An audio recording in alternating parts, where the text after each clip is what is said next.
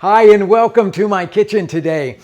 I have one of my favorite dishes in store for everybody today. It's a pork Tinga Poblana.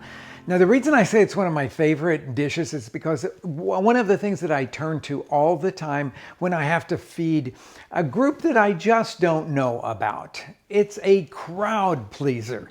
So if you don't know if people like spicy food or some of the more adventurous Mexican dishes, this is a dish that I always turn to. It is braised pork, and you can make a chicken version. I'll talk about that later. But it's braised pork in a sauce that has roasted tomatoes, a little chorizo, some potatoes, and chipotle chiles. A little bit or a lot, depending on how spicy you like your food. So let's talk about the pork first of all. I have a chunk of pork shoulder roast. Now this is a boneless pork shoulder roast that I have here. You can buy what they would call pork for stewing or for sauteing, but usually this stuff has to be braised for a while in order to make sure that it's going to be tender enough. So I always buy a chunk of pork shoulder roast and then cut it up myself. It's not hard to cut up at all. I'm going to cut this into 3 pieces like this. We're going to make fairly large chunks out of this and then cut each one of them across and then each of those in half, giving us about 1.5 inch pieces here. Now you don't have to be very precise with this because it's going to simmer with some water for a while until all the pieces have gotten tender. Okay, I'm going to put these guys now into a pot here where we're going to do the simmering, and then I am going to rinse off my hands because I've been working here with meat, and then I'm going to add some other ingredients that will give flavor to this simmering liquid. So what do we have here? You can put in here some thyme or some marjoram, about a teaspoon of that. I'm going to put out this. I have some really nice thyme here. A couple of bay leaves, some Mexican, maybe that was a broken one there, I'll put the third one in. Some Mexican cooks would put a couple of cloves of garlic, a couple of pieces of onion, just a small amount of onion in there. I don't think it adds all that much, so I'm not going to put it in there, but I do want to put a full teaspoon of salt here so that I get some flavor into this pork as it is simmering. And then I'm just going to cover it with tap water and put it on to boil. I don't want too much water in here, but enough to completely cover it by, I'd say about 1/2 inch or so. Then we'll put that over here, bring that to a boil, and then reduce the heat and let it simmer for about an hour. I will tell you, if you have an Instapot, you could do that, this braising in that. It'll take about 1/2 hour or so, but on stovetop, if you're just hanging around and doing other projects, just put it on a medium-low heat so that it will simmer and become tender. Now, I always partially cover it. If you completely cover the pan, then it has a tendency to sort of bubble over. So just set the lid askew like this, and you'll be in good shape there. I have this pot that I have already simmered now for an hour, and I'm just going to use a skimmer to get the pieces of meat out of there. And we're going to let those cool off a little bit, break them into sort of smaller chunks so that we can brown them beautifully. And we're going to use a cup full of this cooking liquid here. Turn it off now, and I'm just going to let those guys cool off while we move over here to the potatoes that we're going to use for this particular recipe here. Okay, so I've got some boiling potatoes. If you like Yukon Golds, that would work here. I like the creamier texture of the smaller boiling potatoes, red skin boiling potatoes, and now I'm just going to cut them into small cubes using the technique that I've shown you guys a lot here, just roughly squaring it off. And then I want fairly good sized pieces here, about 1/2 inch or so. So I'm just going to cut them basically in 4s and then that.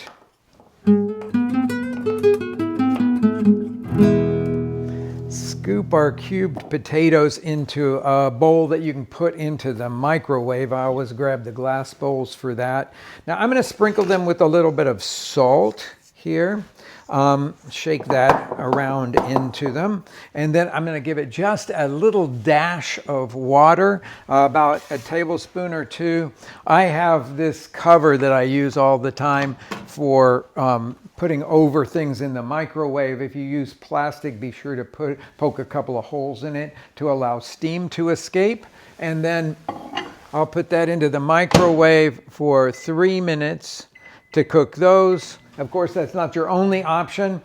You could bring a little pot of salted water to a boil and put those cubes in there, and they will cook in about 10, 12 minutes, something like that. Then drain them, which is what we're going to do. Drain off all of the water that I put into the ones in the microwave there. So let's go back over here to the meat that we have allowed to cool just a little bit. Now, what I want to do is to break it into slightly smaller pieces like that.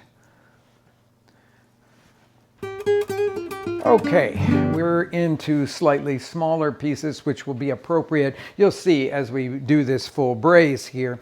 But the cooking medium that we're going to use at this point to brown all of the ingredients is going to be some sort of pork fat that's been rendered. So if you can lay your hands on fresh rendered pork lard, do that. You have the option of bacon fat, which is what I'm going to use today. Or if neither of those is available, you can certainly do this just in regular vegetable oil or olive oil, though I probably wouldn't waste olive oil on this because its wonderful flavor will be masked by all the other flavors that we're going to be working with here.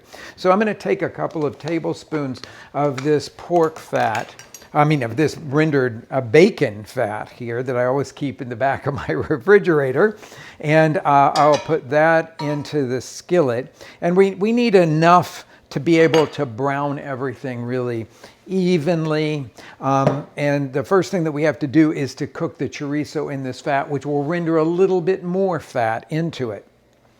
Now, in the grocery stores, you have lots of choices for chorizo. If you go to a Mexican grocery store, likely they will have at their meat counter some specially homemade chorizo that grocery store is known for. I always choose it because I like to support the creativity of the Mexican butchers. But there's also a lot of nationally distributed versions of chorizo that you can find either in the refrigerator or the frozen case. There's a lot of good stuff out there. And this is just a seasoning, so it's not the main attraction in this dish. Okay, so I'm working now over a kind of medium heat, and I'm going to cook this chorizo until it is cooked through and beginning to brown. Then I'm going to scoop it out, and we'll add it back into the thing a little bit later. This will take about 10 minutes or so.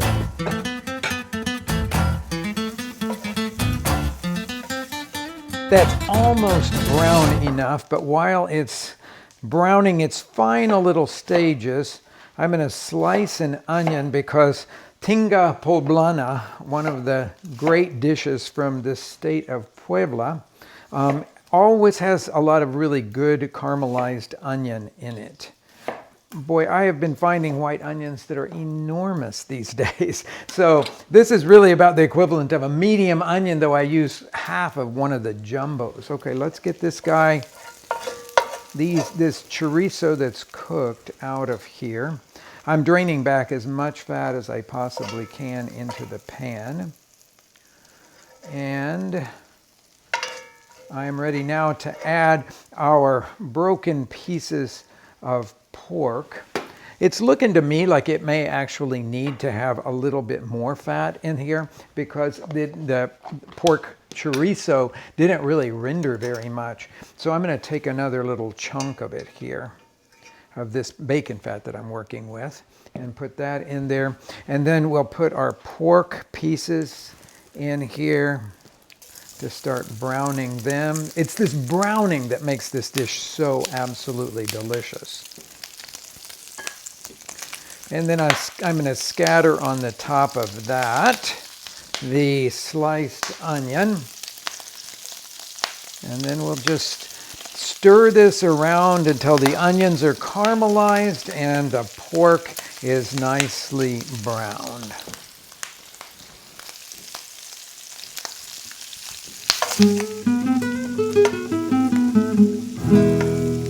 It's been nearly 10 minutes now on the browning of the onions and the pork.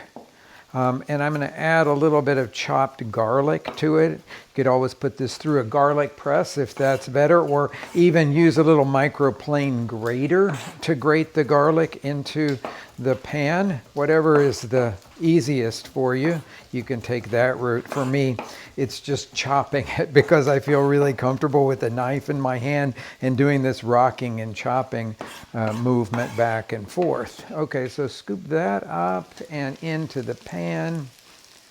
And like all garlic recipes, you don't want to cook it too long at these kinds of temperatures because this is pretty hot in this pan. And about a little less than a minute is good enough to soften the garlic. It releases its aroma into the kitchen. There's a lot of really good aromas going on in this kitchen right now. These caramelizing onions, the bacon fat that I'm cooking in, and the browning pork, just, man, that is really, really delicious smelling. Now, if it's the middle of the summer, I'm going to encourage you to go to the farmer's market and buy the best tomatoes you can lay your hands on, but then you're going to have to roast those tomatoes. There will be directions for all of this in the recipe that is linked to here. But for most of us, this is what we're going to turn to, because unless you can lay your hands on really good tomatoes, don't try roasting those sort of pink orbs that you can find in the grocery store, because they're not going to give you very much flavor. So I turn to fire roasted canned tomatoes that I'm going to put in here now. That was just juice and all, very easy. Open a can and pour it in. And then I have Mexican oregano to go in here. This is one of the most definitive flavors of this particular dish. I'm putting about a teaspoon of it in there, rubbing it between my palms because most Mexican oregano is sold in whole leaf form. There may even be a few stems in there. There was not in this one, so I didn't pick them out. And then I've got some of the broth saved from the simmering of the pork. I'm going to put about a cupful of it in there. And I will wait till this has simmered for a little while before returning the chorizo to the pan. We're going to let this simmer until the sauce begins to thicken a little bit. It will take anywhere from 10 to 20 minutes to get to that right state. Do it over kind of medium to medium high fire. You can reduce and bring all of the flavors together. We have to season it, of course, with the chipotle chiles. That's the one thing that everyone associates with this dish. So you have two options. One is really easy and one is not so easy. So I have canned chipotles in adobo here. Chipotle, of course, is a dried chili that has been reconstituted in this can in a vinegary tomato broth. And you scoop them out like that. And you could choose to put anywhere from 2 to 3. If you really like it spicy, maybe even 4 of them in here. I'm going to put about 3 of them because these ones that I'm pulling out, some of them are kind of small. So I'm going to put 3 of them in there. And we're going to utilize a little bit of the canning liquid as well. Now, what I have in this little small glass dish here is the pickled morita. Morita is another name for the chipotle. It's a complicated issue, but just know that if you go to the grocery stores, the Mexican grocery stores, and look for dried morita chilies, you're going to get basically what's in this can, but it'll be in the dried form. And these have been pickled with not only vinegar, but piloncillo, the unrefined sugar, garlic, and salt. So it's a sweet and sour pickle. And if you want to know the truth, in Puebla, where Tinga is everything, Tinga is usually made with pickled chipotles or pickled morita chilies. They're not hard to make. I'm not making them with you today, but in another video I will make the pickled chipotles so that you will know how to make them, and they store forever in your refrigerator. So I know a lot of you are going to want to make that. I'm going to take, for today's version of Tinga Poblana, I am going to slice these guys real thinly here. You could take the seeds out if you wanted to, but you don't have to. Most people in Mexico don't, unless they're being very, very precise cooks. So I put the chipotle in there, and then I'm going to take the can close by here so that I can put a tablespoon or two of this canning juice. So remember, this canning juice has a tomato in it, but it also has a little bit of sugar and a little bit of vinegar in it. So it's sort of like the pickled chipotles in the fact that it's sort of sweet and salty at the same time, and tangy at the same time. And it will give you a really, really wonderful flavor to this Tinga Poblana. Now, I'm doing the very classic version of it with you today. Some people do a chicken version of this with braised chicken thighs. Personally, I like to do grilled chicken thighs and add them at the very end of the preparation here so that you're just browning everything but the meat, and then add the grilled chicken thighs to it. People love that version of it. But there's also versions that are made in a slow cooker that I have given the recipes for, and you can find them on my YouTube channel. That's actually a really, really great go-to thing. I have used that slow cooker version, especially when I was feeding a big group of people and I needed something that I could keep warm for a long time in the slow cooker. So you can find different approaches to making Tinga Poblana, but this will by far be the most authentic and delicious of all of the versions. They're all delicious, but this one just like soars for me right above it. We're going to let this simmer now for just a little while until the sauce begins to thicken. So I've got the potatoes here from the microwave, and I'm tipping them against the side of the sink here just to get all of the water out of it, and then I'm going to tip them into here. You can see that our broth here has thickened nicely. So we'll put the potatoes in here, scrape the browned chorizo back into the pan. And then I'm just going to let this simmer for a minute. I should give it a taste before we go any further here.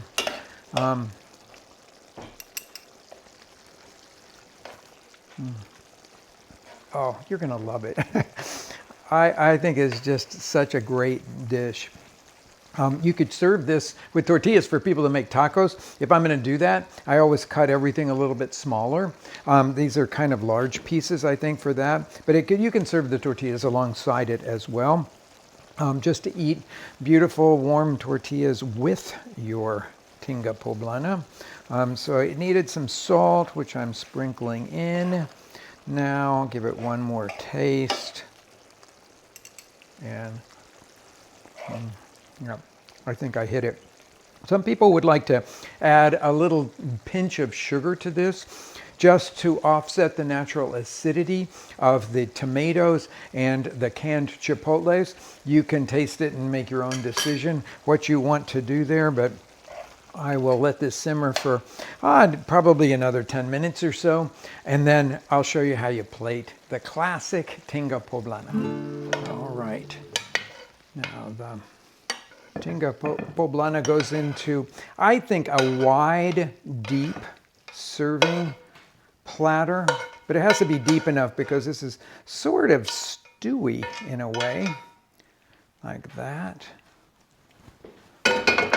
And then I'm going to clean up some of my little spatters here on the side and garnish it now with the cubes of avocado and fresh cheese.